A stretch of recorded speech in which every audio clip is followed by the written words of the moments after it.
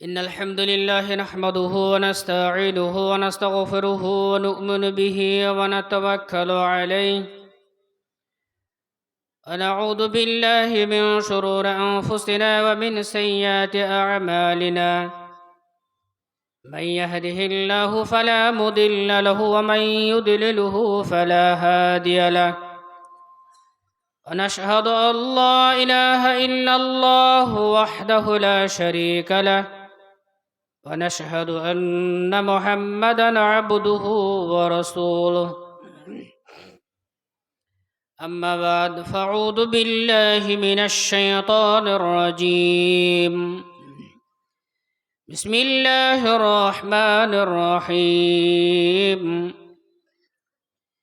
يا أيها الناس اتقوا ربكم الذي خلقكم من نفس واحدة وخلق منها زوجها وبث منهما رجالا كثيرا ونساء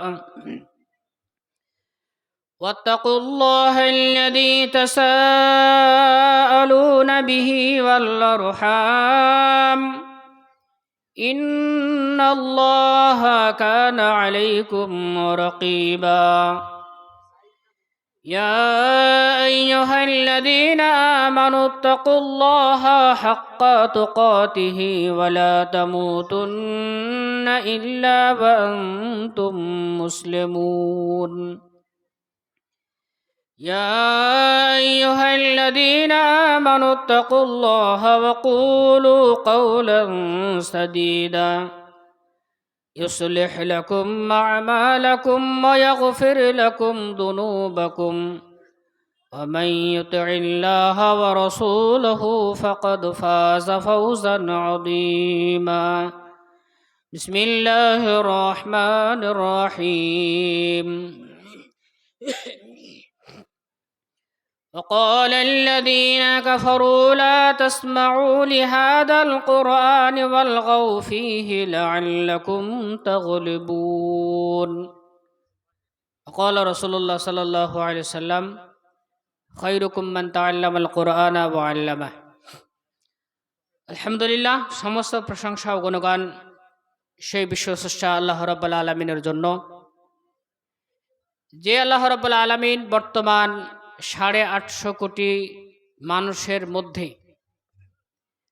আমাদেরকে জন্মসূত্রে মুসলিম হওয়ার সুবর্ণ সুযোগ দান করেছেন।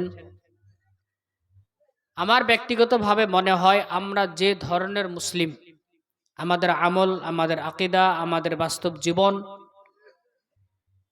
তা দেখে একবারও মনে হয় না আল্লাহ যদি আমাদেরকে জন্মসূত্রে মুসলিম হওয়ার সুযোগ না দিতেন আমরা আমাদের নিজের চেষ্টাতে ইসলামমুখী হতাম।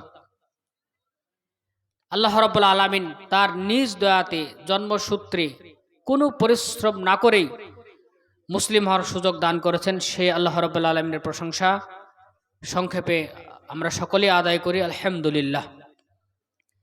তারপরে পরে নবী মুহাম্মদ মুস্তাফা সাল্লাল্লাহু আলাইহি ওয়াসাল্লামের প্রতি অসংখ্য দরুদ ও শান্তির ধারা বর্ষিত হোক। আল্লাহুম্মা আমিন। আল্লাহুম্মা সাল্লি আলাইহি আল্লাহুম্মা বারিক আলাইহি। আল্লাহ রাব্বুল আলামিনের প্রশংসা এবং নবীর প্রতি দরুদ পাঠের পরে পরেই আজকের এই দ্বীনি ইজলাসের যোগ্যতম সভাপতি, সঞ্চালক, সদস্যবৃন্দ, বক্তা, শ্রোতা, নারী পুরুষ, ছোট বড় নির্বিশেষে সকলকে আমি আমার অন্তরস্থল থেকে জানাই ভক্তিপূর্ণ শ্রদ্ধা, আন্তরিক ভালোবাসা ও প্রীতিপূর্ণ স্নেহাশিস। সম্মানিত শ্রোতা মণ্ডলী, একদিনে শ্রোতা হিসাবে আমরা কতটা বুঝতে পারবো সেই অনুপাতেই দ্বীনি ইজলাস হওয়া দরকার। কিন্তু সেটা না হয়ে কতজন বক্তাকে আমরা এই সময়ের মধ্যে স্টেজে উঠাতে পারবো সেই অনুসারে কিন্তু জালসা হয়, পরিবর্তন হওয়ার সম্ভাবনা কম। এর মানে আমি পুরো সিস্টেমের বিরুদ্ধে বলছি না, আমিও এই সমাজের একজন। রাসূল করিম সাল্লাল্লাহু আলাইহি সাল্লামকে ইসলাম বা কোরআনের শিক্ষা সরাসরি জিবরাইল আলাইহিস সালাম অবিকৃত অবস্থাতে দিতেন, কিন্তু এই কোরআনের শিক্ষা মানুষকে ঠিকভাবে দিতে 23 বছর লেগে গিয়েছিল।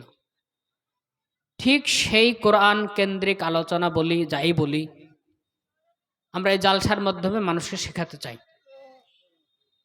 প্রতি বছর যদি একটা সুনির্দিষ্ট বিষয়ের উপর আমরা আলোচনা করি, 3 থেকে 4 জন ওই বিষয়ের অভিজ্ঞ ব্যক্তিদেরকে আহ্বান জানাই, আলেমদেরকে, এবং জালসার শেষে বুকলেটের আকারে সেটা ছেপে যদি মানুষের কাছে বিতরণ করি, আমার মনে বলে এই ধরনের জালসার চেয়ে লক্ষ গুণে ফায়দা বেশি হবে।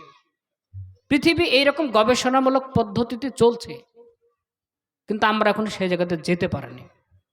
তাই পূর্বের ভাই আলোচনা করছিলেন, তার আলোচনাগুলা অবশ্যই প্রাসঙ্গিক ছিল, কিন্তু তার সময় ছিল সুনির্দিষ্ট, তাই নেমে যেতে হয়েছে। এবার আমাকে আলোচনা করতে হবে।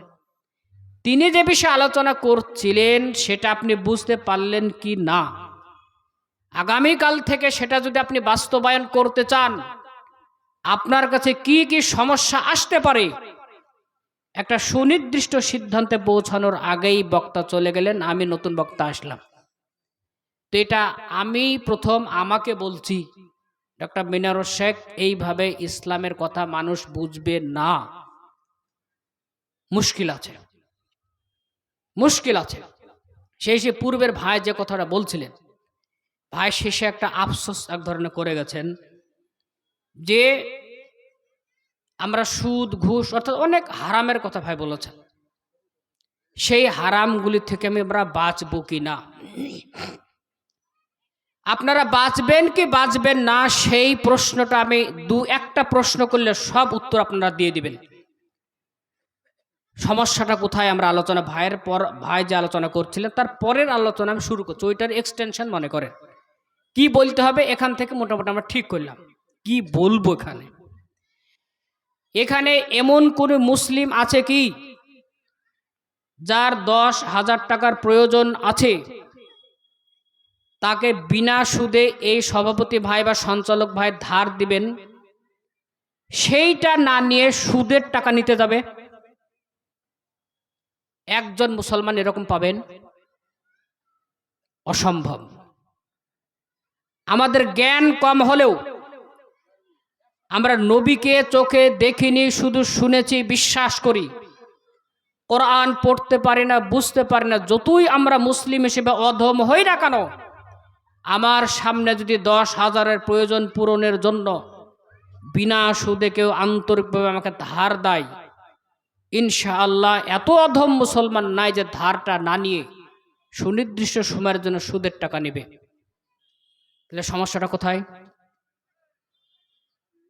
যদি নারীদেরকে সুশিক্ষিতা করার জন্য মদিনা ইউনিভার্সিটির একজন আকীদার এক্সপার্ট, সেখান থেকেই ফিজিক্সে ধরেন ডক্টরেট করেছেন, এরকম আরও একজন আলেম প্লাস সে পলিটিক্যাল সায়েন্টিস্ট, এই মানুষগুলো বা নারীরা যারা দক্ষ, অভিজ্ঞ এবং আকীদা বিশুদ্ধ, এই রকম মানুষরা যদি আমরা আমাদের যুবতীদেরকে সুশিক্ষিতা করার জন্য আমরা একটা স্কুল চালাই,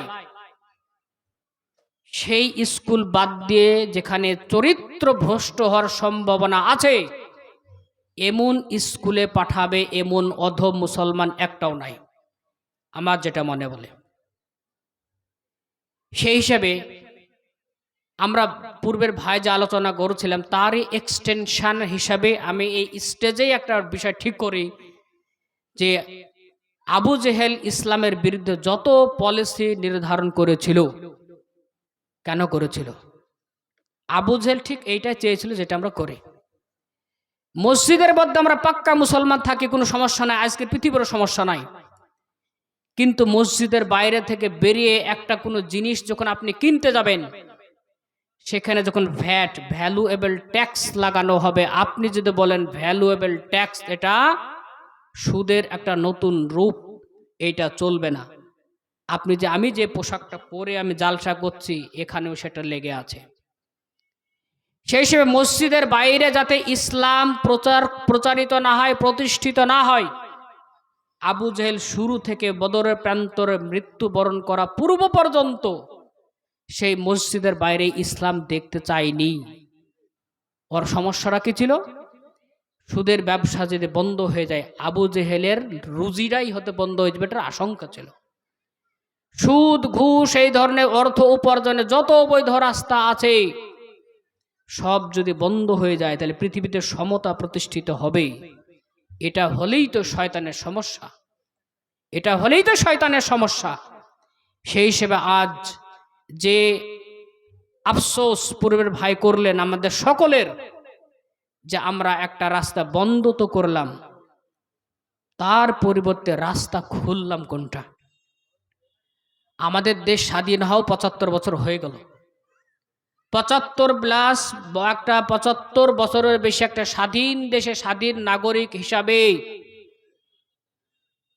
আমরা কতটা শিক্ষা প্রতিষ্ঠান নিজের সিদ্ধান্ত অনুসারে চালাবেন করেছি? উত্তর একটাও নয়। মুর্শিদাবাদে হয়তো ভাই কাছাকাছি ১ কোটি মানুষ হবে। মুর্শিদাবাদের মানুষ আগামী ৫ বছর যদি শুধু বিড়ি খাওয়াটা বাদ দেন, তাহলে প্রতি ৫ বছরে প্রত্যেকটা জুমা মসজিদকে একটা কলেজ করে চালানো সম্ভব। শুধু বিড়ির টাকাটা যদি বাদ দেন, আর আপনারা স্বাধীন ভারতে ৭৫ বছর ইউনিভার্সিটি বলে চিৎকার করেন, তাহলে আমাদের একটা গঠনমূলক কিছু আজ পর্যন্ত কিন্তু হয়নি। একটা কোনো কনস্ট্রাকশন ভালো কাজ শুরু হওয়ার আগে বিতর্ক শুরু হয়ে যায়। তাহলে পূর্বের আমাদের বক্তা ভাইয়ের যে আফসোস, সে আফসোস আমারও। আসুন আমরা আলোচনাটা করি। আলোচনায় কি শেষ কথা?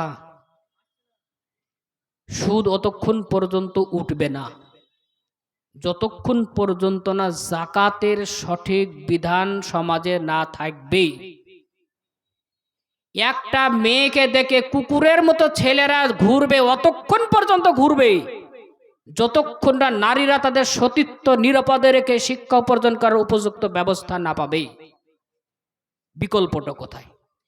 ইসলাম এটা ঘোষণা করেনি যে কোনো মাবুদ নাই, লা ইলাহা ইল্লাল্লাহ এটা ঘোষণা করার সাথে সাথে আসল আল্লাহ যেটা তার পরিচয় দিয়েছে। তো ইসলাম শুধু সুদ হারাম তো করেনি, সুদ হারাম করার সাথে সাথে যাকাত ফরজও তো করেছে। ইসলাম শুধু ব্যভিচার করেনি, প্রয়োজনে ৪টে পর্যন্ত বিবাহ করার পারমিশনও তো দিয়েছে। ইসলাম একটা বিকল্পের নাম। তাগুত যে শয়তানের যে কাজ, মানুষকে ইসলাম থেকে সামগ্রিকভাবে সরিয়ে দেয় একসাথে, শয়তানের প্রজেক্ট নয়। একটা একটা করে শিক্ষা থেকে দূরে সরাতে না পারলেও শিক্ষার ব্যবস্থাটাকে শয়তানের মন্ত্রে ভরে দেওয়া আমাদের হয়েছে। এইভাবে আমরা আলোচনার পর আলোচনা আমরা যদি করতেই থাকি, সুনির্দিষ্ট প্ল্যান পদ্ধতি যদি দীর্ঘমেয়াদে আমাদের না থাকে, ভাই আফসোস করা ছাড়া কিছু হবে না। তাই আমরা ওই দিকটার জন্যই সূরা হুজরাতের ২৬ নম্বর আয়াত আমি আপনাদের সামনে তেলাওয়াত করেছি ওইটা। আর আমাদের ভারতের রাষ্ট্রপতি একজন ছিলেন, তার নাম ছিল ডক্টর দীনদয়াল শর্মা।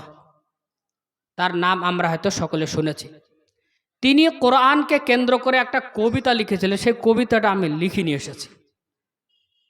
ডক্টর দীনদয়াল শর্মা তিনি কোনো আলেম বা মুসলিম ছিলেন না, আর আবু জেহেলও মুসলিম ছিল না। তো আবু জেহেল কোরআন সম্পর্কে কি ভাবতো, আর ডক্টর দীনদয়াল শর্মা কোরআন সম্পর্কে তিনি যেটা ভাবতেন তার কবিতাতে লিখেছেন, সেইটা কি?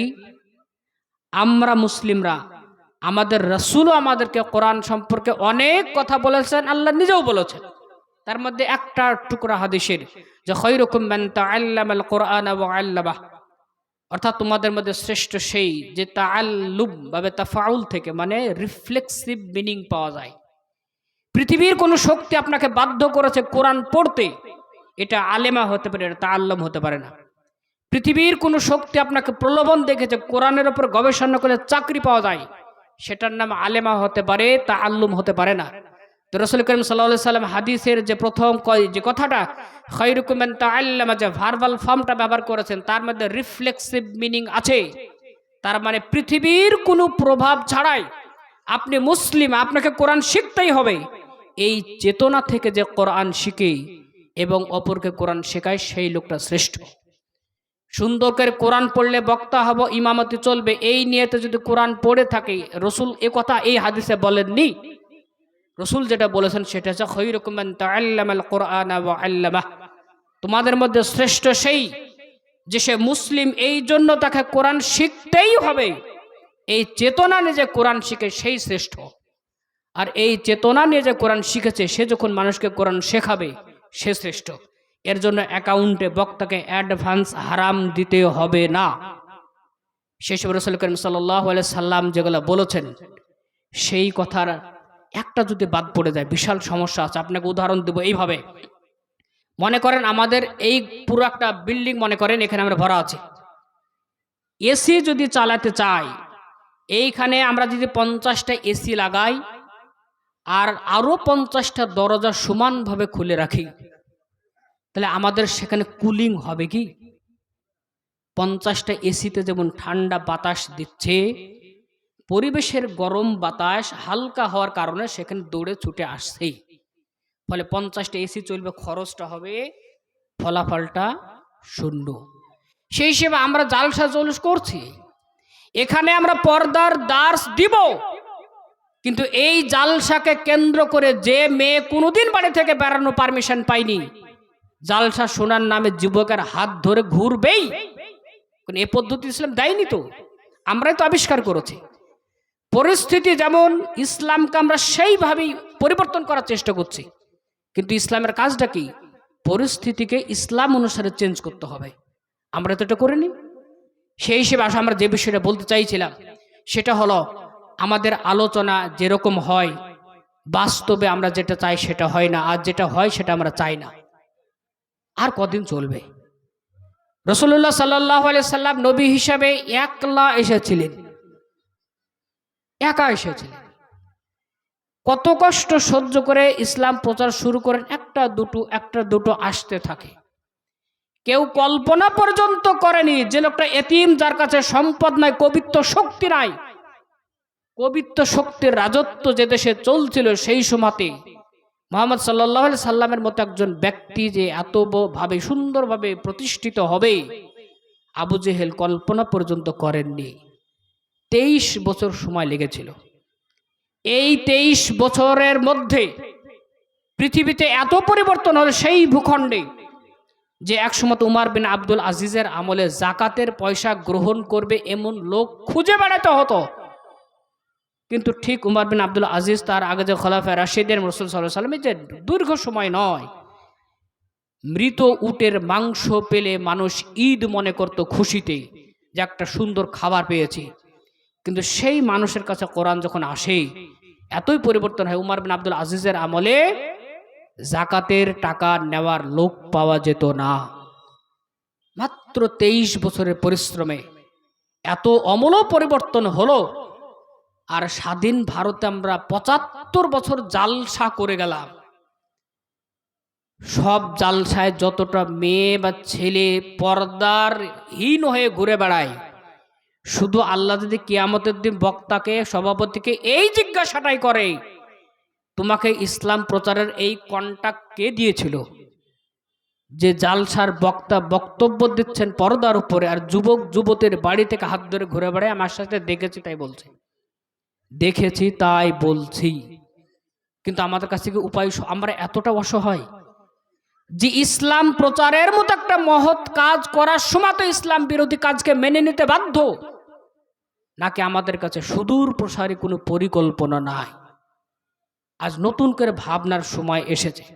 সময়টা আজ এ কারণেই যে দাঁত, মনে করেন আল্লাহর সব অনেক বড় নিয়ামতের মধ্যে একটা, এটা তো সত্য, কিন্তু সেই দাঁতটাকে যদি সঠিকভাবে কাজে না লাগান, প্রতিদিন ব্রাশ বা নোংরা থেকে দাঁত খেজিতে রক্ষা না করেন, যে দাঁতের মাধ্যমে আপনি পৃথিবীর সুস্বাদু নিয়ামতের স্বাদ আস্বাদন করা কাজটা করতে পারেন, দাঁতে যদি একবার পোকা ধরে যায়, সে দাঁতের যন্ত্রণাতে আপনার মাথা পাগল হয়ে যাবে। কোরআন বা ইসলামের মতো বড় নিয়ামত পৃথিবীতে আল্লাহর পক্ষ থেকে আর কিছু আসেনি। এটার উপযুক্ত পরিচর্যা এবং কাজে যদি না লাগান, শুধু মুসলিম বলার কারণে আপনাকে পিটিয়ে হত্যা করা হবে, এটাই পৃথিবীর ইতিহাস। কারণ দাঁতকে সঠিকভাবে কাজে না লাগালে দাঁতের পোকার যন্ত্রণাতে নিজের মুখে নিজে যেমন জুতো মারতে মন যায়, ঠিক একইভাবে ইসলামের মতো নিয়ামত পাওয়ার পরেও আপনি যদি কোরআনে কি লেখা আছে এটা স্বাধীন ভারতের ৭৫ বছরও যদি আপনি পড়ে বুঝতে পর্যন্ত না পারেন, আপনি মুসলিম হয়ে জন্মিয়েছেন এই জন্য নিজের মুখে জুতো মারতে মন যাবে। এ সময় খুব বেশি দিন নয়। আল্লাহ রাব্বুল আলামিন দয়া প্রবণ অবশ্যই, তিনি রহমান, তিনি রহিম, এ সব কথা সত্য, কিন্তু সে আল্লাহ শাদীদুল ইকাব বটে, এটা ভুলে গেলে হবে না।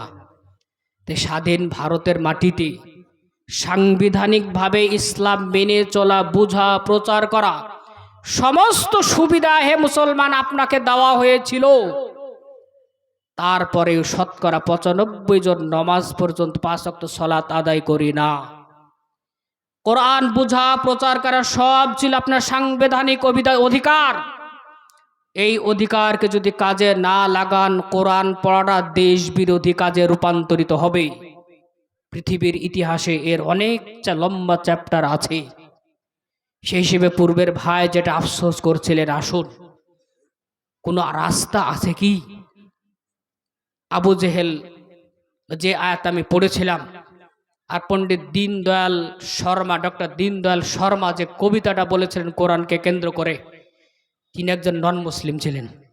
যে আয়াতটা আমি পড়েছি সেটা হলো, ওয়াকালাল্লাযীনা কাফারু লা তাসমাউ লিহাযাল কোরআন, যারা অবিশ্বাসী তারা বলল, আইন প্রণয়ন করলো, লা তাসমাউ লিহাযাল কোরআন, এই কোরআনকে তোমরা শ্রবণ করতে পাবে না, শুনবে না।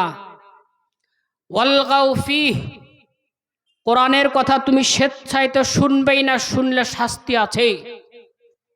যদি কোনো ক্রমে কোরআনের কথা তোমার কাছে পৌঁছে যায়, ওয়ালগাউ ফীহ, সে বিষয়ে তুমি অবজ্ঞা দেখাও, উপেক্ষা করে চলো, যাতে কোরআনের কোনো বার্তা শব্দ তোমার কানে না পৌঁছাও। এটা আবু জেহেল এবং তার বাকি যারা ছিল তাদের সুনির্দিষ্ট প্ল্যান, যে কোরআন থেকে যদি মানুষকে দূরে রাখা যায়, মানুষকে ধর্ষক বানানো সম্ভব। কোরআন থেকে যদি মানুষকে দূরে রাখা যায়, এ মানুষকে সুদখোর বানানো সম্ভব। কোরআনের সামগ্রিক নীতিমালা থেকে যদি মানুষকে দূরে রাখা যায়, এ মানুষকে উলঙ্গ করা সম্ভব। কোনো যুবতীকে যদি কোরআন থেকে দূরে সরিয়ে রাখা যায়, তার বয়ফ্রেন্ডকে ফেসবুকে উলঙ্গ শরীর দেখাবে, এইরকম করা যায়। তাই আবু জেহেল যখন দেখলো যে এতিম মুহাম্মদ সাল্লাল্লাহু আলাইহি সাল্লামকে আমরা নিজের কোলে মানুষ করলাম, যাকে আমরা ভালোবেসে আল আমিন উপাধি পর্যন্ত দিলাম, সেই মুহাম্মদ সাল্লাল্লাহু আলাইহি সাল্লামে যে একটা নতুন ধর্ম প্রচার করছে, যারা আমাদের কৃতদাস, যারা আমাদের আঙ্গুলের ইশারাতে উঠা বসা করত, তারা মুহাম্মদের দীক্ষায় দীক্ষিত হয়ে আমাদের সামনে উঁচু গলাতে কথা বলছে। এত বড় বিপর্যয়, এত বড় বিপ্লব কিভাবে ঘটেছে?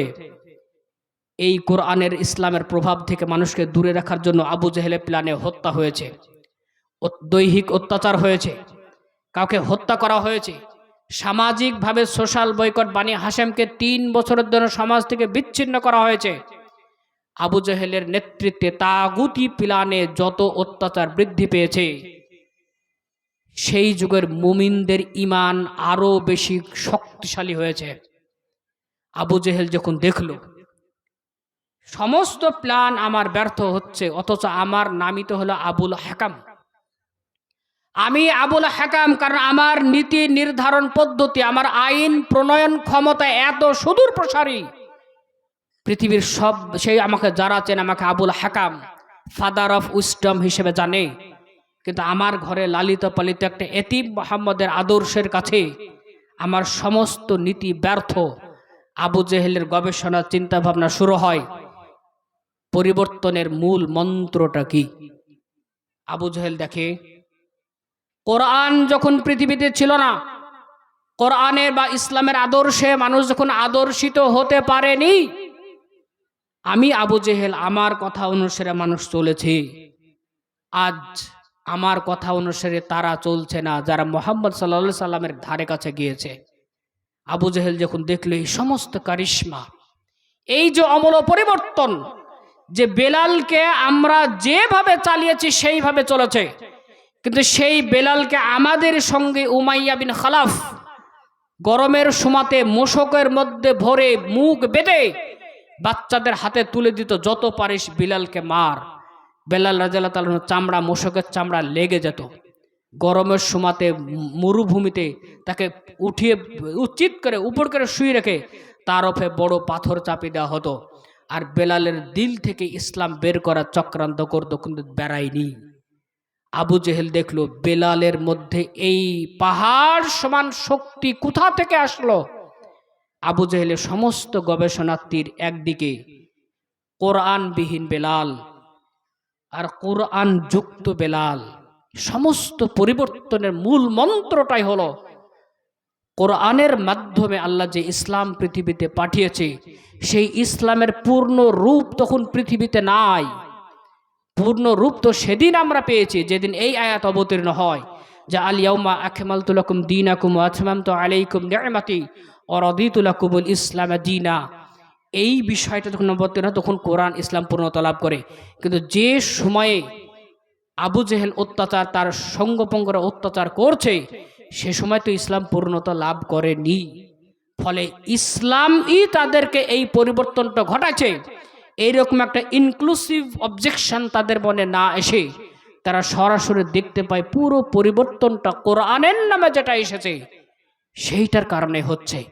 তা আবু জেহেল আর কাল বিলম্ব না করে রেজলিউশন পাশ করে, আইন পাশ করে।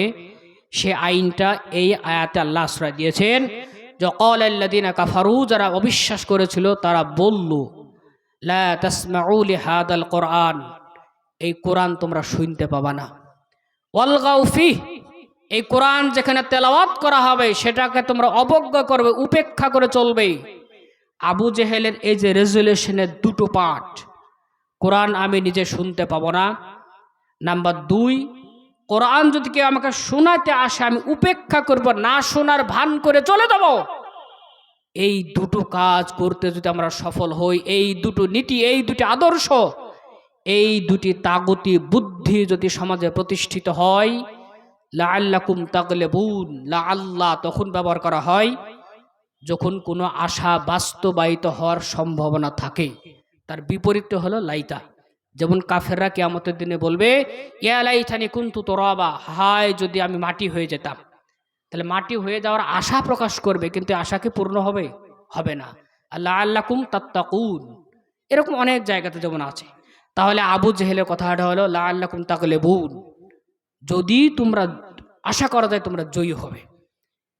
তাহলে মুসলিম এবং ইসলাম, কোরআন অর্থাৎ আল্লাহর পক্ষ থেকে আসা বাধা বিধান, যেটাকে অত্যন্ত প্রেসাইজ ভাবে তাওহীদ যেটা বলি আমরা, তাওহীদ সমাজে যদি প্রতিষ্ঠিত হয়ে যায়, তাগুতের সমস্ত নিয়ম এলাকা ছেড়ে পালাতে বাধ্য হবে। এ কথা আবু জেহেল বুঝে রিসার্চ করে গবেষণা করে সিদ্ধান্ত নেয়, যারা আমাদের কৃতদাস, আমাদের আঙ্গুলের ইশারাতে উঠা বসা করত, তারা যা আমাদের সামনে বুক উঁচু করে নিজেকে এক আল্লাহ সর্বশক্তিমান আল্লাহর বান্দা বলে আমাকে একেবারে তুচ্ছ মনে করছে, এই সমস্ত পরিবর্তনের মূল মন্ত্র এই কোরআন থেকে মানুষকে দূরে রাখতেই হবে। তাই আবু জেহেল আইন পাশ করে, কোরআন শুনবে না। যদি কোরআনের কথা কানে পৌঁছে যায় কোনো হেনতান প্রকারে, সেটাকে উপেক্ষা করে চলবে। এই দুটো কাজ যদি মানুষের মধ্যে প্রতিষ্ঠিত করা যায়, লাআল্লাকুম তাগলিবুন, আশা করা যায় তোমরা জয়ী হবে। তোমাদের শুরু করা সুদ প্রত্যেকটা ঘরে ঘরে যাবে। কোরআনের আদর্শ থেকে যদি দূরে রাখা যায়, স্কিন টাইট বুরখা পরবে। কোরআনের আদর্শ যদি সমাজ থেকে উঠে যায়, বক্তার অ্যাকাউন্টে অ্যাডভান্স 20,000 টাকা পাঠাতে হবে। কোরআনের আদর্শ থেকে মানুষকে যদি দূরে রাখা যায়, পর্দার দাস শুনবে বুড়োরা, যুবক যুবতীরা পাশে হাত ধরে ঘুরে বেড়াবে। আবু জেহেল এগুলো সব জানতো, সব জানতো। তাই তার আইনটা পাশ কি করলো, কোরআন শুনতে পাবা না। এখন আমাদের কথাটা হলো, সেই সময়ে আবু জেহেল অক্লান্ত পরিশ্রম করে অনেক সমস্যার সম্মুখীন হয়ে মুসলিমদেরকে কোরআন থেকে দূরে সরানোর বা তাওহীদ থেকে দূরে সরিয়ে দেওয়ার অনেক চেষ্টা করে বদরের প্রান্তরে জাহান্নামের রাস্তা সে পেয়ে যায়, তার খেলা শেষ হয়ে যায়। কিন্তু সম্মানিত শ্রোতামণ্ডলী, জন্মসূত্রে স্বাধীন ভারতে ৭৫ বছর বসবাস করে আমরা জন্মসূত্রে মুসলমান, শতকরা ৯৫ জন কোরআন পড়তে পারি না। আপনার নাম আহলে হাদিস হোক, দেওবন্দি হোক, বেরেলভি হোক, আপনার নাম যদি জান্নাতি হয় তবু আপনি সুদখোর হবেন, এটাই সত্য। আপনি অন্ধকারের রাস্তা দেখবেন কি করে আপনি যদি অন্ধ হয়ে থাকেন? তাগুতের ইখরাজুহুম মিনাজ যুলুমাতি ইলান নূর, কোরআনে যেটা বলা আছে না, যে কোরআন বা এই গ্রন্থ আল্লাহ অবতীর্ণ করেছেন কিভাবে, কি কিসের জন্য? তুখরিজুহুম মিনাজ যুলুমাতি ইলান নূর, বহুমুখী অন্ধকার থেকে বের করে সুনির্দিষ্ট আলোর দিকে নিয়ে আসবে। এই জন্য তো কোরআন এসেছে। সুদ, ঘুষ, চেনা, ব্যভিচার, বেহায়াপনা, সোশ্যাল মিডিয়ার অপব্যবহার এবং নিজের কন্যা সন্তানকে জমি না দিয়ে ছেলের নামে লিখে দিয়ে হজ করতে যাওয়া, হে হজ যাত্রী, এগুলা সবই তো আছে না? হজে যাওয়ার আগে ছেলেরকে জমিগুলা দিয়ে রাস্তার ধারে, আর মেয়েকে জমি দিয়ে পচা ডুবা যেখানে আবাদ হবে না। আর শেষে আমার মাপ চাই, মাপ করে গো আমি পশ্চিমে যাচ্ছি। বেটা, পশ্চিমে না আরো জাহান্নামের দিকে দৌড়ে যা, পৃথিবীতে তোর মতো মানুষের তো দরকার নাই। পশ্চিমে যাচ্ছ নিজের মেয়েকে ফাঁকি দিয়ে, আর আমার নাম আহলে হাদিস দেওবন্দ বেরেলভি জোরে আমি আস্তা মানে এইলি ঝগড়া করি আমি। আপনার জন্য আজও পৃথিবীতে ভয়ঙ্কর ফেরাউন যুক্ত আছে, আছে, অপেক্ষমান আছে। আল্লাহ শুধু রহমান রহিম নয়। উমর রাদিয়াল্লাহু তাআলা আনহুর সামনে কোনো মানুষ যদি বেশি বেশি করে ইয়া রহমান ইয়া রহিম বলতেন, তাহলে সে সাহাবাকে লাঠি দিয়ে গুতু মেরে বলতেন, এ বেটা, আল্লাহ ক্ষমাশীল, দয়াশীল, খুব ঠান্ডা মনে হয়েছে না? কিন্তু নমরুদের সাথে আল্লাহ যে ব্যবহার করেছিলেন, সে আল্লাহ, সে রূপ মনে আছে তো তোর? ইতিপূর্বে যত জালিম ছিল, জালিমকে এমন ভাবে আল্লাহ ধ্বংস করেছেন। বাদ সামুদ যত জাতি ধ্বংস করেছেন, আল্লাহ সবারই কথা কোরআনে উল্লেখ করেছেন। এবং আত্ম অহংকারের সাথে তিনি কাম আল খাবরিয়া যেটা, সেটা ব্যবহার করেছেন। ওয়াকাম মিন কারিয়াতিন আহলাকানাহা, কত জনপদ যে আমি ধ্বংস করেছি। এটা বিস্ময়বোধক বাক্যের মতো ব্যবহার। তার মানে আল্লাহ অনেক জনপদকে একবারে ধ্বংস, ধূলিসাৎ করে দিয়েছেন। এই ধূলিসাৎ করার সময়তে তখনও কিন্তু আল্লাহর নাম সে ৯৯টা ছিল না, ১১২টা ছিল ভাই, ৯৯টা ছিল না। যে সময়তে ব্যাবিলন সভ্যতাকে আল্লাহ ধ্বংস করেছিলেন, সেই সময়তে আল্লাহর নাম রহমান রহিম ছিল না? ছিল না? ছিল। তাহলে আল্লাহ যদি দয়াশীল হয়, ক্ষমাশীল হয়, তাহলে শাস্তিদাতা কে হলো? যে সময়তে ১৪৯২ সালে এপ্রিল মাসের ১ম তারিখে স্পেনে ৭০০ বছর শাসন করা মুসলমানদেরকে ধূলিসাৎ করা হয়েছিল, সে সময়তে আল্লাহ আলিমুন বাসির সব ছিলেন না? ছিলেন না? আল্লাহ হাফিজ, সবই তো ঠিক ছিল। এক ইব্রাহিমকে বাঁচানোর জন্য আল্লাহ আগুনকে সুখের বাসস্থানে রূপান্তরিত করেছিলেন। আর গোটা পৃথিবীতে ৮৫০ কোটি মুসলমান, এই মানুষের মধ্যে ২০০ কোটি প্লাস মুসলমান থাকা সত্ত্বে বাইতুল মুকাদ্দাসে মাঝে মাঝে নামাজ বন্ধ হয়ে যায়, তাই না? স্পেনের মুসলমান মরে যায়, বমে টুকরো টুকরো হয়ে যায়, আর তাদের লাশ ৬০ কেজি ওজনে দেওয়া হয়। পুরো লাশ নয়, ৬০ কেজি নিয়ে গিয়ে জানাজা পড়। তাহলে একটা ইব্রাহিমকে বাঁচানো আল্লাহর কাছে এত গুরুত্বপূর্ণ ছিল যে আগুনের ধর্ম পরিবর্তন করা হয়েছে। এক মুসা এবং তার সাথে অত্যাচারিত কিছু মানুষকে বাঁচানোর জন্য যে পানি ফেরাউনকে ডুবিয়ে ধ্বংস করেছে, সেই পানিকে আল্লাহ মুসার বাঁচানোর মাধ্যম বানিয়েছিলেন। তাহলে একটা দুটো মানুষ, তাদেরকে বাঁচানোর জন্য বদরের প্রান্তরে মাত্র ৩১৩ জন, তাদেরকে বাঁচানোর জন্য আল্লাহ দলে দলে ফেরেশতা পাঠাচ্ছেন। আর আপনি নামে ভোটার আইডিতে বানান ভুল চেক করার জন্য কাতারে খাড়া হচ্ছেন। আপনাকে ভাবতে হবে কোথাও তো কোনো সমস্যা আছে কিনা। আল্লাহ শুধু দয়াশীল ক্ষমাশীল নয়, আপনাকে ছাড় দিয়েছেন, ছেড়ে দেননি। গোটা পৃথিবীর মানুষকে ইসলাম শিখাইতে হবে, কোরআনের আদর্শে আদর্শিত করতে হবে। কোরআন জিনিসটা কি, ইসলাম জিনিসটা কি, এই প্রশ্নের উত্তর হলো এই জালসার সভাপতি যা করে সেটা ইসলাম, এটাই তো হতে হবে। রসুলের যুগে কোনো সাহাবা সম্পূর্ণ কোরআন পড়ে বুঝে ইসলাম মেনে চলতেন এমন ঘটনা ঘটেনি। রসুল যা করেছেন সেটাই ইসলাম। রসুল যা যা মানুষকে শিখিয়েছেন আগে তিনি আমলের মাধ্যমে শিখিয়েছেন, তারপরে আয়াত মুখস্থ হয়েছে, এ কথা তো রসুল করে গেছেন। কিন্তু আমরা তো সেই একই মুসলমান নিজেদেরকে দাবি করি। তা আমাদের এত সংখ্যক মানুষ, গুজরাটে অনেকগুলো মারা যায়, কিছু হয় না। মায়ানমারে অনেক মুসলমান মরে যায়, কোনো মানুষের দোয়া কবুল হয় না। কিন্তু আসহাবে কাহাফ, তারা সংখ্যায় কয়েকটা যুবক, তাদেরকে পৃথিবীতে সুখে রাখার জন্য তাদেরকে দীর্ঘদিন ঘুম পাড়িয়ে আবার জীবন দেন, আবার তাদেরকে ওইভাবে নিরাপদে রাখেন। কটা মানুষ বদরের প্রান্তরে 313 জনকে বাঁচানোর জন্য আসমান থেকে ফেরেশতা আসে। আর আমাদের এসআইয়ের হওয়ার সময়তে নামের বানানটা ঠিক করার জন্য কাতারে লাইন দিয়ে বানানটাও ঠিক হয় না। তারা কারা আর আমরা কারা? যে আবু জেহেল প্ল্যান করেছিল এই যে অমূল্য পরিবর্তন, এক এতিমের নেতৃত্ব হচ্ছে, এই পরিবর্তনের মূল মন্ত্রটাই হলো কোরআন নামে যে গ্রন্থ আল্লাহ পাঠাচ্ছেন সেইটা। সুতরাং মানুষকে কোরআন থেকে দূরে রাখা হোক, আবু জেহেলের সিদ্ধান্ত মানুষ বাস্তবায়ন করার চেষ্টা করেছে, বিফল হয়েছে। কিন্তু আবু জেহেল যেটা পারেনি, জন্মসূত্রে মুসলমান আমরা সেটা বাস্তবায়ন করেছি।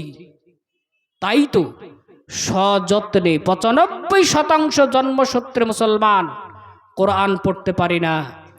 যারা পড়তে পারে তাদের শতকরা 90 জন কোরআনে কি লেখা আছে বুঝি না। আর যারা বুঝতে পারে তাদের 1000-এর মধ্যে একজনের কাছে কোরআনকে বাস্তবায়ন করার রোড ম্যাপ কি হতে পারে সেটা জানা নাই। আর আমরাই তো ফতোয়া দিব না, অমুক কাফের, অমুক তমুক কাফের। পায়ের তলে কি হয় সেটা বুঝতে পারি না, আলোচনা করে আসমান নিয়ে।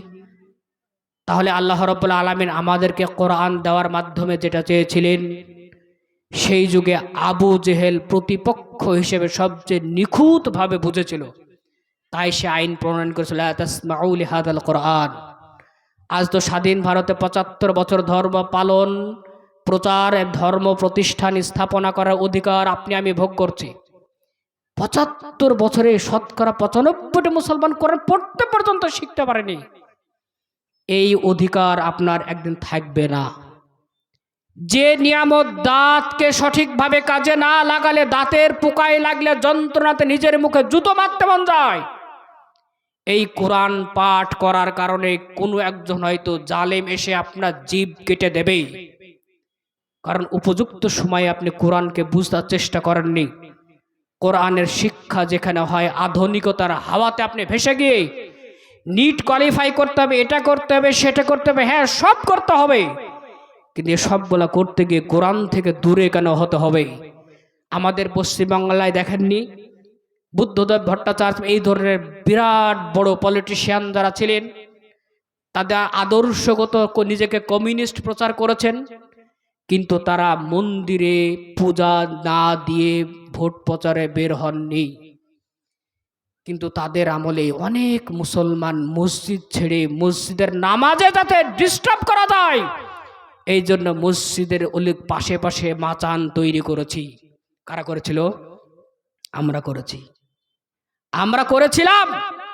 সেই হিসাবে যে নিয়ামত আল্লাহ দিয়েছেন, স্বাধীন ভারতে 75 বছর ধর্ম পালনের পূর্ণ অধিকার পেয়েছেন, কোরআন পড়া শেখেননি। 75 বছর আপনি স্বাধীনভাবে এই দেশে ধর্ম প্রচারের সুযোগ পেয়েছেন, ধর্ম প্রচারকে উন্নত মানের নিরাপদ পেশা হিসাবে গ্রহণ করেছেন। 75 বছরের বেশি আপনি সময় পেয়েছেন, সুযোগ পেয়েছেন, পর্দা করতে হবে, ব্যবহার করেননি। বোরখা পরলে টেনে ছিঁড়ে দিবে, এটাই সত্য, এটা সত্য। ইসলাম হিসেবে মাথা উঁচু করে সব দিক থেকে সাবলীলভাবে বেঁচে থাকার জন্য এদেশের সংবিধান আপনার জন্য রক্ষা কবচ হয়েছিল। সংবিধানের শুরু থেকে শেষ পর্যন্ত একবার পড়ে দেখেননি। তাই 112-এরও বেশি যে সংবিধান আপনাকে রক্ষা কবচ হিসেবে কাজ করার যোগ্যতা সম্পন্ন ছিল, সেই সংবিধান আপনার অকাপ সম্পত্তি কেড়িয়ে নেবে। এটা স্বাভাবিক, কারণ যে নিয়ামত আল্লাহ দেন ফ্রিতে দেন না। কি করে বুঝাবো আপনাকে উদাহরণ দিয়ে? মুহাম্মদ সাল্লাল্লাহু আলাইহি সাল্লাম, আবু বকর, উমর রাদিয়াল্লাহু তাআলা আনহুমা, তিনজনের ঘটনাক্রমে একদিকে ঘটনা হিসেবে সবাই জানেন। শুধু এই উদাহরণটা দিচ্ছে, আল্লাহ কোনো জিনিস ফ্রিতে দেন না। 75 বছর স্বাধীন ভারতের ধর্ম নিরপেক্ষতা, এটা আপনার জন্য সুবিধা ছিল। কাজে লাগিয়ে তাহাজ্জুদ গুজার নামাজি হতে পারেননি, কোরআন পড়তে শেখেননি। এই 75 বছরে আল্লাহর এই নিয়ামতকে অবজ্ঞা করার কারণে আপনার উপরে শাস্তি অবধারিত। পৃথিবীর ইতিহাস ঘুরে দেখেন গা, আছে কোনো? আল্লাহ কোনো নিয়ামত ফ্রিতে দেন না। যদি নিয়ামত দিয়ে থাকেন, সেই নিয়ামতের সাথে কিছু দায়িত্ব দিয়ে থাকেন। সেই দায়িত্ব যদি পালন না করেন, তাহলে আল্লাহ সেই নিয়ামত আপনার কাছ থেকে ছিনিয়ে নেবেন, আপনাকে পৃথিবীর বুক থেকে নিশ্চিহ্ন করে দেবেন। আবার কোনো হালাকু খা এসে আপনাকে একেবারে জনশূন্য এলাকাতে রূপান্তরিত করে দেবেন। কারণ আমরা নিজেরা নিজেকে যতই বড় মনে করি, আমি কত বড় কত ভালো, সেটা তো ঠিক আল্লাহ করবেন কিনা। আমি কতটা কোরআন বুঝি, আমি কতটা ইসলাম বুঝি, আমার সমাজ থেকে আগে সুদ যায়নি, তার মানে জাকাতের ব্যাপারে আমি অবহেলা করি। আমার সমাজ থেকে আজও বেশ্যাবৃত্তি ব্যভিচার যায়নি, এটার মানে পর্দা প্রথার আমরা ধ্বজা উড়িয়ে দিয়েছি। আজ পর্যন্ত আমার সমাজ থেকে মিথ্যা যায়নি, এর মানে হলো উপযুক্ত মা আমরা বাচ্চাকে দিতে পারিনি। আমার সমাজ থেকে আজও মারামারি হত্যা যায়নি, এটার মানে আজও আমরা সমাজে আদর্শ প্রতিষ্ঠা করতে পারিনি। আমরা মুখে যতই দাবি করি না কেন, আল্লাহ তো আমাদের সমাজটা দেখবেন তো, কতজনের রক্তে ফলা আছে। ওই যে ভাই বলছে মালবাসুহু হারাম ওয়া তাআমুহু হারাম ফাকাইফা ইস্তাজাবু লাহু, তার ডাকে সাড়া কিভাবে দেওয়া হবে? এমন অবস্থাতে এই ওয়াওটা হলো ওয়াও হালিয়া, কন্ডিশনাল ওয়াও। যে সময়তে সে দোয়া করছে, সেই সময়ে তার পোশাক যদি বিবেচনা করে দেখা যায়, দেখা গেল হারামের টাকার পোশাক। ও তাআমুহু হারাম, খাবারটা যেটা খেয়েছে সেটাও হারাম। ফাকাইফা ইস্তাজাব, ফলে তার দোয়ায় ডাক সাড়া আল্লাহ দিবেন কি করে? তার মানে আল্লাহ তো নির্ভেজাল জিনিস চান। তো নিয়ামত তো আল্লাহ আমাদেরকে এই দেশে অনেক দিয়েছে, প্রত্যেকটা নিয়ামতকে পদদলিত করে শয়তানের দেওয়া পথে প্রয়োজনে নিজের মেয়েকে ফাঁকি দিয়ে হজে বেরিয়েছে নিষ্পাপ হওয়ার জন্য। নিকৃষ্টতম সৃষ্টি আল্লাহর, আমরাই তো পারি এটা করতে। তা আল্লাহ যে কোনো নিয়ামত ফ্রিতে দেন না আপনাকে বোঝায়। মুহাম্মদ সাল্লাল্লাহু আলাইহি সাল্লাম, আবু বকর, উমর রাদিয়াল্লাহু তাআলা আনহুমা দুপুরবেলায় ঘটনাক্রমে বেরিয়েছেন। একে অপরকে জিজ্ঞাসা করে দেখা গেল সকলেই সেই দুপুরবেলাতে বাড়িতে তিন দিন খেতে না পাওয়ার কারণে বেরিয়েছেন। সুবহানাল্লাহি ওয়া বিহামদিহি। সর্বশ্রেষ্ঠ রাসূল, সেই যুগের সর্বশ্রেষ্ঠ মানুষ এই তাওহীদের বাণী প্রচার করেন, কিন্তু তার জন্য 3 দিন খাবার মেলেনি। তাই তিনি খাবারের সন্ধানে বেরিয়েছেন তিনজনে পরামর্শ করলেন, হে রাসূল আপনি বেরিয়েছেন কেন? আচ্ছা আবু বকর তুমি বলো তো বেরিয়েছে কেন? উমর তোমার কি ব্যাপার? হিসাব করে দেখা গেল, ইয়া রাসূলুল্লাহ আপনি যে কারণে বেরিয়েছেন একই জিনিস আমাদেরও, খাবার পাইনি। ঘটনাক্রমে একজন সাহাবার কাছে গিয়ে খাবার পাওয়া যায়। খেজুরের ছড়ি থেকে উমর রাদিয়াল্লাহু তাআলা আনহু খাচ্ছেন, রাসূল খাচ্ছেন এবং আবু বকর রাদিয়াল্লাহু তাআলা আনহু খাচ্ছেন। ঠিক এই সময়তে আল্লাহ রাসূল মনে করে দিলেন, উমর হাদা মিনান নাঈমিল্লাযীনা তুসআলুনা আনহু, হে উমর 3 দিন খেতে পাওনি, পৃথিবীর সর্বশ্রেষ্ঠ রাসূল আমি, আর এই সময়ে আমার কাছে সর্বশ্রেষ্ঠ মুসলমান হিসেবে তোমরা দুজনে। আমরা 3 দিন খেতে পাইনি, কিন্তু 3 দিন খেতে না পাওয়ার পর ক্ষুধার যন্ত্রণা থেকে মুক্তি পাওয়ার জন্য এই যে খেজুরটা খাচ্ছ না, হাদা মিনান নাঈমিল্লাযীনা তুসআলুনা আনহু, এই খেজুরের ছড়ি হলো সেই নিয়ামতের অন্তর্গত যে নিয়ামত সম্পর্কে তোমরা জিজ্ঞাসিত হবে। কুইন্টাল কুইন্টাল মাংস খান আপনি কিসে? জালসাতে। বাপের টাকার ইসলামের নামে কালেকশন হয়, ভরেন একবার বক্তার পকেট, আর একবার ভরেন গরুর মাংস দিয়ে মানুষের পেট। কে বলেছে? কে বলেছে? উমর রাদিয়াল্লাহু তাআলা আনহুর কাছে আবেদন করা হয়েছিল, খলিফা আমাকে বাইতুল মালের খুশবু বিতরণ করার সুযোগটা দেন, আমি ন্যায় পরায়ণের সাথে খুশবু বিতরণ করব। উমর রাদিয়াল্লাহু তাআলা আনহু কি বলেছেন? বাবা রে, বাইতুল মাল বাপের মাল না, এটা বাপের মাল না, এটার নাম হলো বাইতুল মাল। বাইতুল মালের খুশবু বিতরণ করতে গিয়ে বিতরণ করার কারণে তোমার হাতে যে অতিরিক্ত খুশবুটা লেগে যাবে, সেই খুশবু সম্পর্কে আমি উমর, আমাকে যদি কিয়ামতের দিন জিজ্ঞাসা করা হয়, হে উমর, তোমার খেলাফতের আমলে যে খুশবু বিতরণকারী ছিল তার হাতে যে খুশবু বিতরণ করতে অতিরিক্ত লেগে গেছে, এটা হলো কি করে? এই হিসাব দেওয়া যাবে না। তাই হে বেটা, তুমি যে প্রস্তাবটা করছো, আমি উমর, আমি এটা করতে পারি না, আমি ফারুক। সেই ইসলামের নামে কালেকশন করি, জনগণের কাছ থেকে পয়সা নিই, 7 কুইন্টাল চিকেন রান্না করেন দিনের তাবলিগ করার জন্য। আপনার বাপের টাকা না বাইতুল মালের টাকা? সেটা আপনার বাপের টাকা, বাপের জমি বিক্রি করে একটা বক্তাকে একটা মার্সিডিজ দেন, কোনো সমস্যা নেই। আপনি বাপের জমি বিক্রি করে বক্তাদেরকে 4 তলা 10 তলা বাড়ি করে দেন, ফ্লাইট কিনে দেন, তার বিরোধিতা কেউ করবে না। কিন্তু ইসলামের নামে যদি 1 ফোঁটা পানিও আপনি সংগ্রহ করে থাকেন, সেটা বাপের মাল নয়, সেটা বাইতুল মাল। তার ব্যবহার সুনির্দিষ্ট পদ্ধতিতেই হতে হবে। তা আমি কথাগুলো যে প্রসঙ্গে বলতে চাইছিলাম সেটা ছিল, আল্লাহ কোনো নিয়ামত ফ্রিতে দেন না।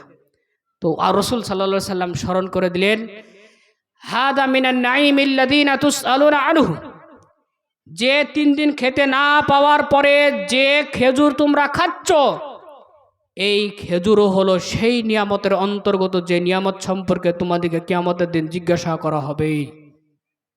আর আপনি 7 কুইন্টাল চিকেন খান, 4টে গরু জবাই করে আপনাকে খেতে না দিলে দিনের মাদ্রাসা চলে না? কে বলেছে?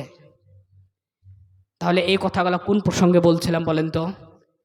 আবু জেহেল চেয়েছিল মানুষ কোরআন থেকে দূরে সরে যাক। আবু জেহেল আইন প্রণয়ন করেছিল আল্লাহর পক্ষ থেকে আসা বিধানের সংস্পর্শে যাতে মানুষ আসতে না পারে, এর জন্য জাতীয় স্তরে আইন প্রণয়ন করতে হবে, তাই করেছিল। অনেক সংগ্রাম করেছিল ইসলাম থেকে মানুষকে দূরে সরিয়ে দেওয়ার, কিন্তু আবু জেহেল ব্যর্থ হয়েছে। কিন্তু আমরা জন্মসূত্রে যারা মুসলিম, আজও বিতর্ক হয় 8 রাকাত না 20 রাকাত। আজও আমরা ডিবেট করি সূত্রার সাইজ এবং প্রয়োজনীয়তা নিয়ে।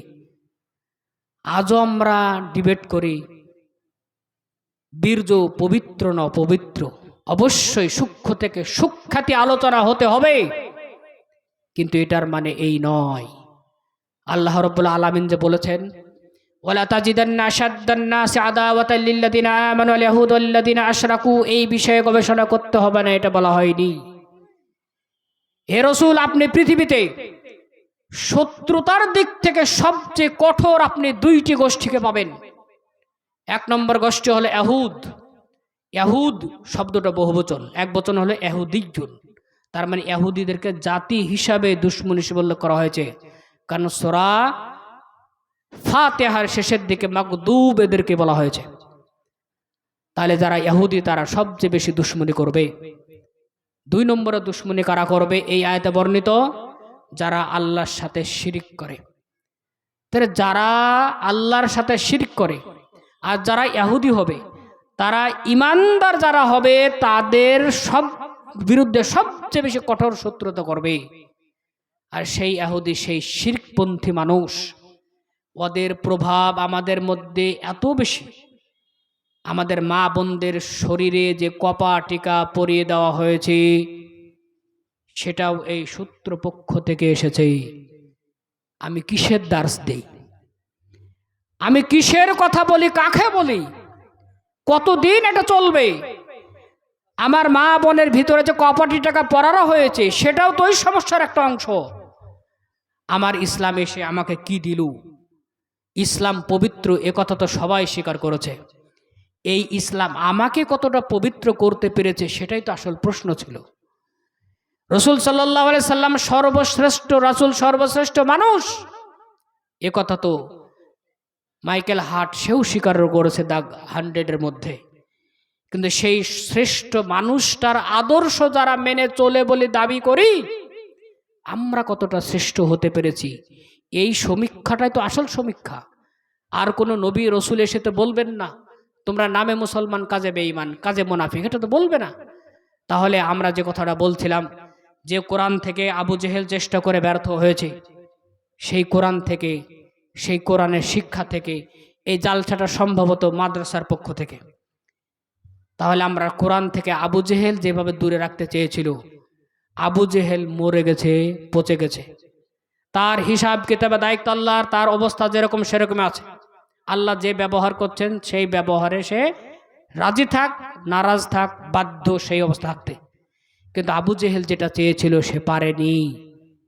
কিন্তু আবু জেহেল সেই যুগে যেটা চেয়েছিল 2025-এর জন্মসূত্রে মুসলমানরা আমরা সেটা বাস্তবায়ন করছি।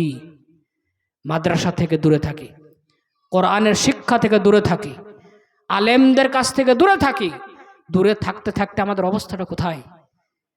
অবস্থাটা কোথায়? নামাজ পড়ি না, বেনামাজি আবার মুসলমান হয়। পৃথিবীতে বিস্ময় কত দেখবেন আপনারা যদি এটা শোনেন যে আলিয়া বিশ্ববিদ্যালয়ের যে উপাচার্য বা ভাইস চ্যান্সেলর বা একজন প্রফেসর নিরক্ষর, নিরক্ষর কোনদিন প্রফেসর হয়? বেনামাজি কোনদিন মুসলমান হয়? এটা আবার কথা হলো। ফিকহ শাস্ত্রতে ইমামদের মধ্যে ইখতিলাফ থাকতে পারে, কিন্তু বেনামাজি যে মুসলমান রসুলের যুগে আর কোনো নমুনা স্যাম্পল ছিল? দুটোই পক্ষ ছিল। যে নামাজ ছেড়েছে সাথে সাথে কাফেরদের সাথে চলে গেছে, আর রসুলের সাথে যে থেকে নামাজ পড়েন এমন হয়? আমরা নামাজ পর্যন্ত পড়ি না। তাহলে আবু জেহেল কত সফল, মুহাম্মদ সাল্লাল্লাহু আলাইহি সাল্লামের আদর্শকে আমরা কত ঘৃণা করি, যে কোরআন থেকে ইসলাম থেকে শিক্ষা থেকে দূরে যেতে যেতে যেতে নামাজ পর্যন্ত ছেড়ে দিয়েছে। আবু জেহেল তো এটাই চেয়েছিল। আল্লাহ যে কোরআন দিয়েছেন সেই কোরআনের প্রভাবেই মানুষ আমাদের বিরুদ্ধে চলে যাচ্ছে, মাথা উঁচু করে কথা বলছে। সেই কোরআন থেকে দূরে সরিয়ে দাও, মানুষ সব আমাদের মতো হয়ে যাবে। তাহলে আবু জেহেল যেটা পারেনি, অনেক পয়সা খরচ করে পরিশ্রম করে আমরা জন্মসূত্রে মুসলিমরা সেইটাই বাস্তবায়ন করছি। এটা কত বড় আফসোস। আল্লাহ আমাদেরকে দায়িত্ব দিয়েছিলেন গোটা পৃথিবীর মানুষকে চরিত্রের মাধ্যমে, ভাষার মাধ্যমে, পরিচালনার ক্ষমতার মাধ্যমে, দক্ষতার মাধ্যমে ইসলামের দিকে ডাকতে হবে। যাদের উপরে দায়িত্ব দেওয়া হলো গোটা পৃথিবীর পাহারাদার হতে হবে, তারাই সবচেয়ে অসহায়। এটা চলে। তো কোরআন এসে বেলাল রাদিয়াল্লাহু তাআলা আনহুর মধ্যে এতটা শক্তি জুগিয়েছিল। পূর্বের কোরআনবিহীন বেলাল ছিল কৃতদাস, কোরআন যুক্ত বেলাল হলো সিংহ পুরুষ, যার হাতের হাতিয়ার দেখে উমাইয়া বিন খালাফের দূর থেকে হাতিয়ার পড়ে গিয়েছিল। তাহলে কোরআনবিহীন মুসলমান আবু জেহেলের সুন্নাতকে বাস্তবায়ন করে, কোরআন যুক্ত মুসলমান মুহাম্মদ সাল্লাল্লাহু আলাইহি সাল্লামের সুন্নাত বাস্তবায়ন করে। আমাদের সমাজ দেখে আপনি বলেন রসুল সাল্লাল্লাহু আলাইহি সাল্লামের উম্মত আমরা এটা দাবি করি, কিন্তু রসুলের উম্মতের সমাজে সুদ, ঘুষ, বেহায়াপনা, বেনামাজি, অশিক্ষা থাকতেই পারে না। এটা আবু জেহেলের উম্মতের মধ্যে থাকতে পারে।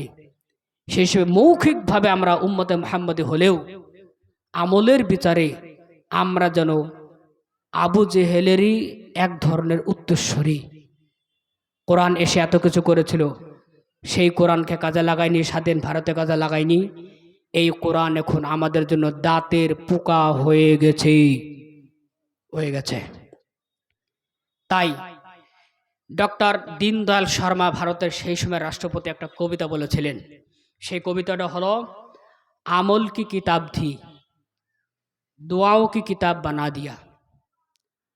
কোরআন এসেছিল কাজ করতে হবে এই জন্য, কিন্তু এই কোরআনকে আমরা শুধুমাত্র ফজিলতের গ্রন্থ, দুয়া প্রার্থনার গ্রন্থ আমরা বানিয়ে দিয়েছি। সমাজনে কি কিতাব থি, পড়নে কি কিতাব বানা দিয়া। কোরআনটা ছিল বুঝে সুঝে পড়ার। আফালা ইয়াতাদাব্বারুনাল কোরআন, কোরআনকে কি তোমরা বারবার ঘুরে ঘুরে ঘুরে ঘুরে বারবার পড়ে দেখো না? তাহলে পণ্ডিত দীনদয়াল শর্মা দ্বিতীয় লাইন হলো সমাজ নেকি কিতাব ধি। কোরআনটা বুঝতে হবে এমন একটা গ্রন্থ হিসেবে এসেছিল, পড়নে কি কিতাব বানা দিয়া। আমরা শুধু পড়ার গ্রন্থ করে দিয়েছি। রমজান মাসে পড়লে একটা অক্ষরে 10-10টা 30-30টা নেকি পাওয়া যাবে, আলহামদুলিল্লাহ, এটা বোনাস পয়েন্ট। শুধু এই জন্য তো কোরআন আসেনি। পণ্ডিত দীনদয়াল, ডক্টর দীনদয়াল শর্মা ভারতের রাষ্ট্রপতি, তিনি মুসলমান ছিলেন না। প্রথম কবিতার প্রথম লাইন আমল কি কিতাব থি, পড়নে কি কিতাব বানা দিয়া, দোয়াও কি কিতাব বানা দিয়া। এটা কাজের গ্রন্থ ছিল। সুদ খাওয়া যাবে না, সমাজে সুদ থাকেনি। মদ খাওয়া হারাম, মানুষ গলা টিপে ধরেছে। পর্দা ফরজ, নারীরা ওখানেই বসে গেছে। যুদ্ধের ময়দানে যেতে হবে, পিছনের দিকে একবারও তাকায়নি।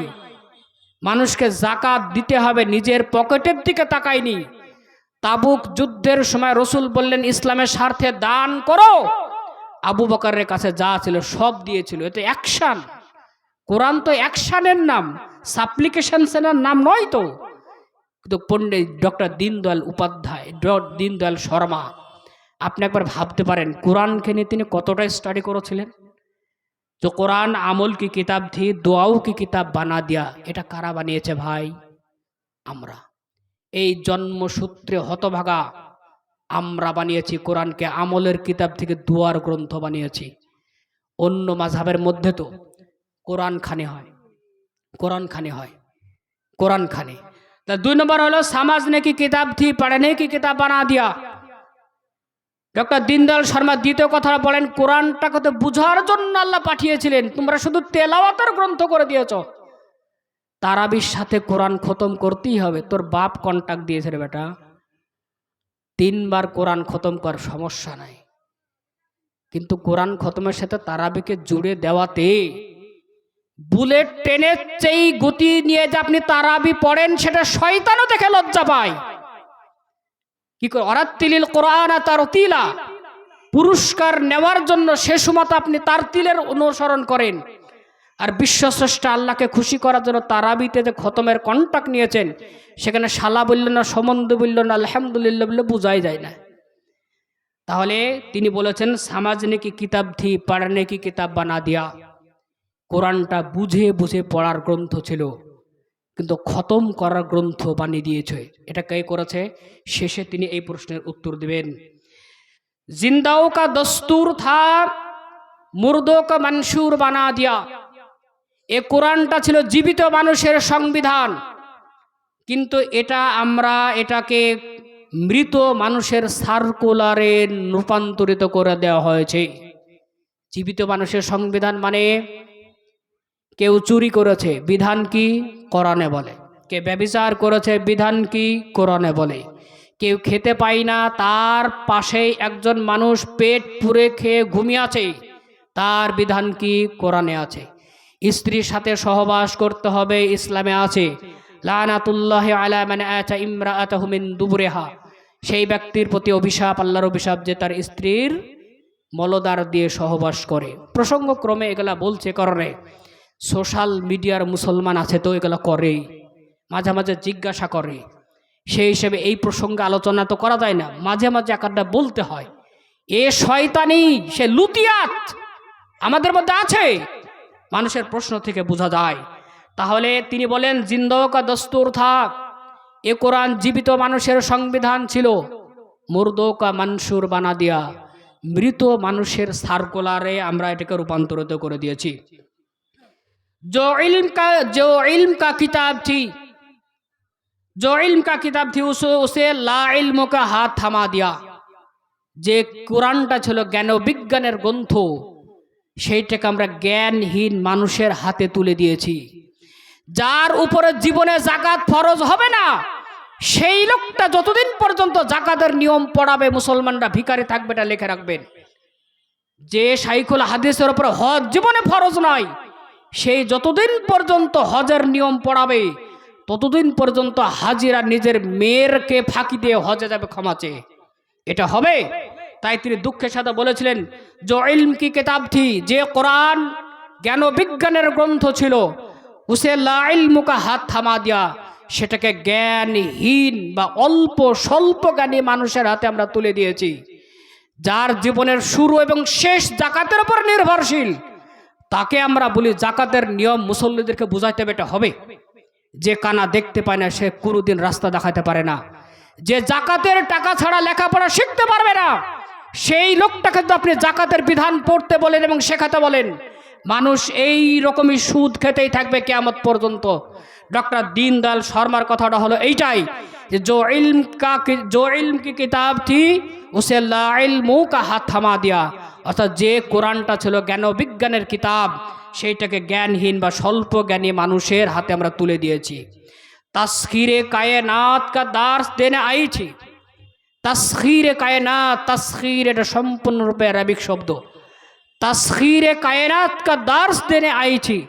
এ কোরআন বিশ্ব ব্রহ্মাণ্ড কিভাবে সৃষ্টি হলো তার রহস্য উদ্ভাবনের জন্য এই কোরআনকে পাঠানো হয়েছিল।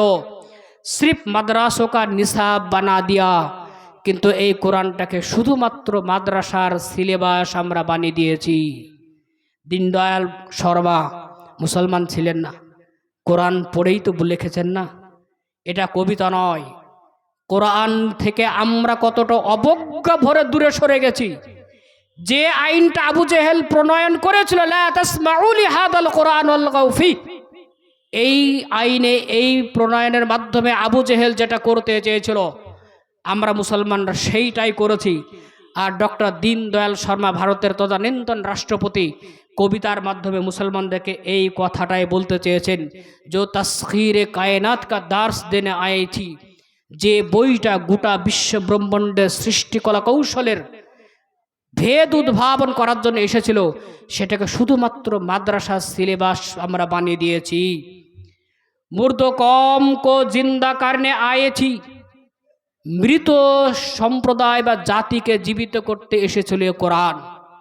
কিন্তু আমরা কি করেছি, মুর্দো কো বখশওয়ানে পর লাগা দিয়া, কিন্তু যারা মরে গেছে তাদেরকে কিভাবে পাপ মাপ করে নেওয়া যাবে এই জন্য আমরা ব্যবহার করতে শুরু করেছি। শেষে তিনি বলেছেন, আয়ে মুসলমানো এ তুমনে কিয়া ক্যা, এ মুসলমান তোমরা এটা কি করলে। ডক্টর দীনদয়াল শর্মা তার লেখা কবিতা, এবং সেই যুগে আবু জেহেলের প্রণীত একটা আইন, যেটা সূরা হুজরাতের 26 নম্বর আয়াত আল্লাহ উল্লেখ করেছেন। এই দুটোর মাঝখানে দাঁড়িয়ে আমি আর বেশি করে তো বলবো 10 থেকে 5 মিনিট, ঠিক আছে তো ইনশাআল্লাহ। তাহলে আল্লাহ রাব্বুল আলামিন যে কোরআন আমাদেরকে দিয়েছিলেন, সেই কোরআন থেকে দূরে রাখতে পারলেই লাআল্লাকুম তাগলিবুন, আবু জেহেলের আশা ছিল কোরআন থেকে দূরে রাখতে পারলেই মানুষকে শোষণ করা যাবে, শোষণ অত্যাচার করা যাবে, সব করা যাবে, গোলাম বানানো যাবে। আবু জেহেল পারেনি। আমরা জন্মসূত্রে যারা মুসলমান এটা সুকৌশলে করে চলেছি।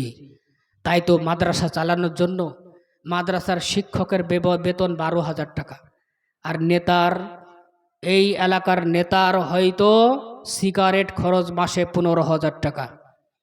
মাদ্রাসার ছাত্র যে পরবার 2 দিন মাংস খায় হিসাব চাই, কিন্তু নেতার ছেলেরা প্রতিদিন 1,000 টাকার মদ খায়, হিসাব চাওয়ার লোক নাই। এটাই তো কোরআনের জন্য পয়সা দরকার, সবাই বুঝি, কেউ তো একবার কি দিয়ে আসেনি। বক্তারা এসে কুকুরের মতো ঘেউ ঘেউ করে করে কিছুটা দেই, সেক্ষেত্রে সেটা হালাল না হারাম প্রশ্ন করার সুযোগ আমাদের থাকে না। ভাই, কোরআন থেকে আবু জেহেল চেয়েছিল মুসলমানরা দূরে থাক, আর আমরা তো পয়সা খরচ করছি কোরআন থেকে দূরে থাকার জন্য। ছোট ছোট বাচ্চারা মোবাইল না দেখলে ভাত খায় না। যারা যুবক যুবতী হয়েছে পর্নোগ্রাফি না দেখলে তাদের ঘুম আসে না। কোরআন থেকে দূরে রাখার জন্য পৃথিবীর সমস্ত কলাকৌশল ব্যবহার করা হচ্ছে। আবু জেহেল তো এটাই চেয়েছিল। আর আমরা মুসলমানরা মাদ্রাসাতে কজন পড়ি? আমরা মাদ্রাসাতে পড়লে নাকি ভবিষ্যৎ নাই। আরে বেটা, ইসলামী শিক্ষা বাদ দিয়ে যেটাকে তুমি ভবিষ্যৎ বলো সেটাই তোমার নস্যাতের অপরূপ। একবার ভাবতে হবে। তো সেই হিসেবে কোরআন থেকে দূরের সারা, কোরআন থেকে আমরা দূরে সরে গিয়েছি, আবু জেহেলের প্ল্যানকে আমরা বাস্তবায়ন করেছি। ডক্টর দীনদয়াল সরবা, ভারতের স্বনামধন্য রাষ্ট্রপতি, তিনি এই কবিতাটা লিখেছিলেন। শেষে তিনি আফসোস করেছেন, আয় মুসলমানও, এ তুমনে কিয়া কিয়া, হে মুসলমান তোমরা এটা কি করলে বলো তো? ভাই, লাভ কিছু হয়নি। রসুল বলেছিলেন একবার, রসুলের বিরুদ্ধে অভিযোগ যে হে আবু তালেব, তোমার ভাইপো কি যে বলে ঝামেলা। রসুলকে বলা হলো মা লাকায়া কি, যে মা শাহানু কৌমিকা মোহাম্মদ, হে মোহাম্মদ তোমার জাতির কি ব্যাপার? এসকু নাকা, তারা তোমার বিরুদ্ধে অভিযোগ করছে। রসুল বলেছিলেন, চাচা উরিদুহুম আলা কালেমাতিন ওয়াহিদা, আমি তাদেরকে একটা মাত্র কালেমার উপরে প্রতিষ্ঠিত দেখতে চাইছি, এটাই তারা খারাপ ভাবছে। আর ওই কালেমাটা যদি তারা বলে, তাহলে তারা আরব এবং অনারব সবের মালিক হবে। ওয়াতু আদ্দি ইলাইহিমুল জিজিয়াতু বিহা, আর এই কালেমার উপরে প্রতিষ্ঠিত থাকলে পৃথিবীর যত ট্যাক্স কর তাদেরকেই দেওয়া হবে। একটা কথা বললে রসুল বলেছেন, এই কালেমার উপর প্রতিষ্ঠিত থাকলে গোটা পৃথিবীর শাসক হওয়া যায়, ধনভাণ্ডারের দায়িত্ব পাওয়া যায়। আর সেই লা ইলাহা ইল্লাল্লাহ বলেই প্রতিটা বাড়িতে এক মুষ্টি ভিক্ষা পর্যন্ত পাওয়া যায় না। সুযোগ ভারতে অনেক ছিল, এখনো আছে।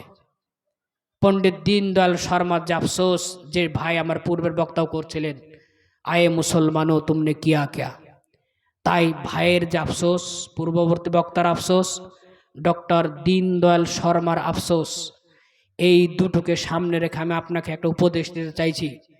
সেটা আমরা আগে দিয়ে ফেলেছি, আবার রিপিট করছি। সেটা হলো স্বাধীন ভারতে সাংবিধানিকভাবে কোরআন শেখা, কোরআনের বাণী প্রচার করা, কোরআন শিক্ষা প্রতিষ্ঠান তৈরি করা, সব অধিকার আছে, ছিল। এটা যদি কাজে না লাগান, এটাই আপনার পোকা লাগা দাঁতের মতো হবে। তখন আপনার সামনে মাত্র দুটো বিকল্প থাকবে। সেটা হলো, হয় তোমরা আমাদের দেশ থেকে চলে যাও, অথবা আউলা তাউদুন্না ফি মিল্লাতিনা, অথবা আমাদের ধর্মে ফিরে এসো। ওয়াকালাল্লাযীনা কাফারু লিরুসুলিহিম, সব যুগের অবিশ্বাসীরা তাদের সেই যুগের নবীকে বলেছিল, লা নুখরিজান্নাকুম মিন আরদিনা, তোমাদেরকে অবশ্যই আমাদের দেশ থেকে বহিষ্কার করব। আউলা তাউদুন্না ফি মিল্লাতিনা, যদি দেশ ছাড়তে না চাও, দ্বিতীয় বিকল্প হলো আউলা তাউদুন্না ফি মিল্লাতিনা, অথবা তোমরা আমাদের মিল্লাতে ফিরে আসবে। যত নবী যত রসুল এসেছিলেন পৃথিবীতে, প্রত্যেককেই সেই যুগের অবিশ্বাসীরা এই দুটোই বিকল্প দিয়েছিল। আর কোরআনকে যদি সঠিকভাবে বুঝি, সাংবিধানিক অধিকার এটাকে কাজে না লাগিয়ে আপনি যদি নিজের মতো সুদগোর, ঘুষখোর, বাটফার, চিটার, বেনামাজি বানেন, তাহলে আবার কোনো হালাগোখা এসে 1492 সালের এপ্রিল মাসের 1 তারিখ আপনার মুর্শিদাবাদেও হয়ে যেতে পারে। কারণ বীজ যতই ভালো হোক, জমিকে যতক্ষণ পর্যন্ত না জঞ্জাল মুক্ত না করা হবে, আবাদ ভালো হবে না। এ ভারতের মাটিতেও যদি মানুষ ইসলামের বিশুদ্ধ রূপ পেয়ে সুখে থাকতে চায়, মুসলিম নামের জন্মসূত্রে যে মুসলিম নামের আগাছাগলা আছে, এগুলা যতক্ষণ না সাফ না হবে, আসল মুসলমানের চাষ এদেশে হবে না। আমরা সব এক ধরনের আগাছা মুসলমান। তাই পণ্ডিত দীনদয়াল শর্মা আফসোস, আয় মুসলমানও এ তুমনে কিয়া কিয়া। আজ আপনাদেরকে আমি এই প্রশ্নটা করছি, এটা কি করেছে আমরা? তাই ফিরে আসুন, কোরআন বা ইসলামে যেটা আছে সেটা শিখুন, অপরকে শেখান। এটা যদি মাদ্রাসার জন্য জালসা হয়ে থাকে, এখন থেকে কসম খেয়ে যান, আপনার জমি সম্পত্তি আছে আর মাদ্রাসার শিক্ষকের বেতন 5,000 টাকা, এটা আপনি ইসলামকে ঘৃণা করেন তার একটা দলিল। আপনি প্রতিদিন আপনার বাড়িতে বাচ্চাদেরকে খুশি করার জন্য শুয়োর, কুকুরের যে ইফিজি গলা কিনে রেখেছেন, সেই গলার মূল্য যদি আপনি মাদ্রাসাতে নিজের স্বেচ্ছায় দিয়ে আসেন, এইরকম প্যান্ডেল খরচটা বেঁচে যাবে, বক্তার ফিজটা কমে যাবে, ইসলাম এমনি তো দৌড় করে চলবে। যে ছেলেটা মাদ্রাসাতে পড়বে, সারা জীবনের জন্য জায়গির খেতে হবে এই ভাবনা তার থাকবে না। আপনার উপযুক্ত জাকাতের পয়সা পেয়ে সে একদিন জাকাত দিতে সক্ষম হবে। কোরআনে যতগুলো আছে সবগুলো যদি মানা না যায়, ভারতের আইনের আওতাতে থেকে ইসলামের যত নিয়ম আমরা মেনে চলতে পারি সবগুলো যদি আমরা মেনে চলি তাহলে সুদখোর মুসলমান থাকবে না ইনশাআল্লাহ। ভারতের আইনের আওতায় থেকে ইসলামের যতটা বিধান পুঙ্খানুপুঙ্খভাবে মেনে চলা যায় সেগুলো যদি আমরা মেনে চলি তাহলে বেপর্দা বেহায়া বেনামাজি মা বোন বা ভাই দাদা থাকবে না। এটা তো আরাম করেই বিশ্বাসের সাথে বলা যায়। বিকল্প তো আমাদের সামনে এখন আছে। আর যদি না হয় তাহলে কি হবে জানেন? আল্লাহ পালা পরিবর্তন করেই থাকেন। 1250 খ্রিস্টাব্দে হালাকু খার আক্রমণ করেছিল বাগদাদে। 7.5 লাখ আমার মতো আপনার মতোই হয়তো অনেক ভালো মানুষ হয়তো ছিলেন, এই রকম চালাক মুসলমান মরেছিল 7.5 লাখ। 1492 সালে এপ্রিল মাসের 1 তারিখ স্পেনে 700 বছর রাজত্ব করা চালাক মুসলমান সাফ হয়ে গেছে, আল্লাহ করেছিলেন। তারপরে 1797 সাল থেকে 1804 এই বছরগুলোতে নেপোলিয়ন বোনাপার্ট এক দিনে শুধু কায়রো শহরে 50,000 মানুষ হত্যা করেছিল। তখন আল্লাহ ছিলেন। খেলাফতে উসমানের পতন ঘটে, পৃথিবীর কোনায় কোনায় চালাক মুসলমান মরেছিল। প্রথম বিশ্বযুদ্ধ হয়, পৃথিবীর থেকে মুসলিম নেতৃত্বকে মিটিয়ে দেওয়া হয়। দ্বিতীয় বিশ্বযুদ্ধ হয়, আগামী 100 বছরে যাতে মুসলমান নেতৃত্ব মুসলিমদের কথা বলতে না পারে এটা সুনিশ্চিত হয়। তারপরে ইসরায়েল প্রতিষ্ঠিত হয়, দিয়ে এটা স্থায়ী হয় যে ইসলামের পীঠস্থান আরব ভূখণ্ডে যেন কোনো ইসলামিক শাসক মাথা চাড়া দিতে না পারে। 1968 সালে ইসরায়েলের বিরুদ্ধে মুসলমানরা অনেক দেশ মিলে যুদ্ধ করে। মাত্র 6 দিনের যুদ্ধে সমস্ত মুসলিম দেশগুলো এমনভাবে পরাস্ত হয় সেটাকে ইতিহাসে আজ আমুন নুকসা, ইয়ার অফ ডিজেনারেশন বা নির্বংশীকরণের বছর হিসাবে ইতিহাসে আজও লেখা আছে।